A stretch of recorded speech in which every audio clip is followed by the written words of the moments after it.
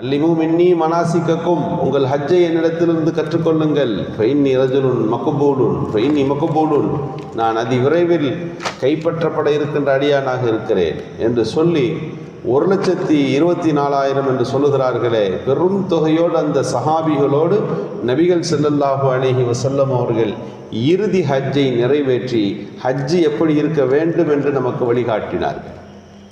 அந்த காபத்துல்லாவை அவர்கள் தவாபு செய்கின்ற அந்த காட்சிகளை எல்லாம் சஹாபிகள் அன்றைக்கு நடந்த அந்த நிகழ்வுகளை எல்லாம் அறிவிப்பு செய்திருக்கிறார்கள்.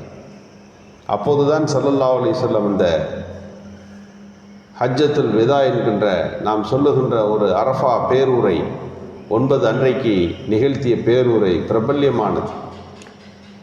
மனிதர்கள் எந்த விதத்து அடையாளங்களோடும் முன்னிலைப்படுத்தப்பட்டு அவர் தாழ்த்தப்படக்கூடாது. மொழியின் பெயரினாலே, இனத்தின் பெயரினாலே, இன்னபிற அடையாளங்களின் பெயரினாலே மனிதன் ஏற்றத்தாழ்வுக்குரியவன் அல்ல. இதெல்லாம் இடையில வந்துச்சு, மொழி குறுக்க வந்தது தான்.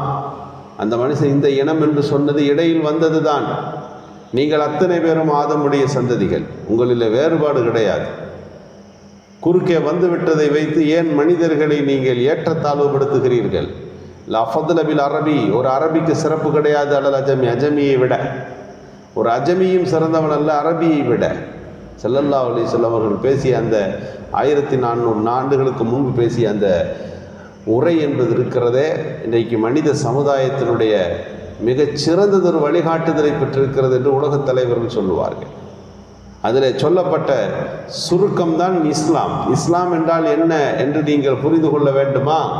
23 ஆண்டுகள் இஸ்லாத்தை பற்றி ரசூலுல்லாஹி ஸல்லல்லாஹு அலைஹி வஸல்லம் பிரச்சாரம் செய்கிறார்கள். இறுதி பிரேருரையாக இஸ்லாத்தில் என்ன இருக்கிறது, எது சுருக்கமா, அந்த சுருக்கத்தை ஸல்லல்லாஹு அலைஹி வஸல்லம் அவர்கள் 23 ஆண்டு பிரச்சாரத்தின் சின்ன ஒரு தொகுப்பை அன்றைக்கு சொன்னார்கள். இதுதான் இஸ்லாம். இதை போய் நீங்கள் பல்லி உவன்னி வலவாயா என்றிருந்து கிடைக்கிற இந்த செய்திகளை, சின்ன செய்தியாக இருந்தாலும் சரி, உலகத்துக்கு சொல்லுங்கள் என்றார்கள் ஸல்லல்லாஹு அலைஹி வஸல்லம். அன்றைக்கு சொல்லப்பட்டது தான் உலகம் முழுக்க வியாபாரிகளாக பல்வேறு துறைகளில் இஸ்லாமியர்கள் வெளிவந்தபோது ஹதீஸுகளையும் ரசூலுல்லாஹ்வுடைய கோட்பாடுகளையும் இஸ்லாத்தை பற்றியும் செய்திகளையும் உலகம் முழுக்க கொண்டு போனார்கள். அன்று தொடக்கம் இன்று வரை இஸ்லாம் ஒரு எழுச்சியை, இஸ்லாம் பரவுதலை தனக்குள்ளே கொண்டிருக்கிறது என்று நாம் சொல்ல முடியும்.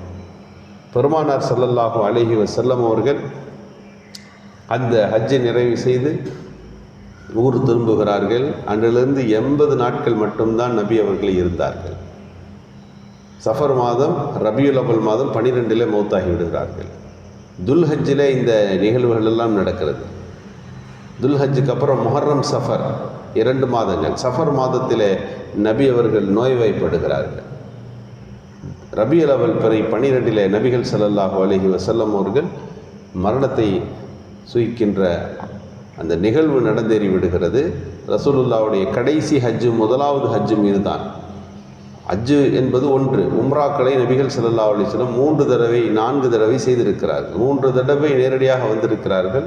ஒரு தடவை வருகிற போது தடுத்து நிறுத்தப்பட்டார்கள். ரசூலுல்லாஹ்வுடைய வாழ்க்கையில் ஹஜ்ஜு 1 தடவையும் உம்ரா என்பது 4 தடவையும் நடைபெற்றிருக்கிறது என்று நாம் குறிப்புகளிலே பார்க்கிறோம்.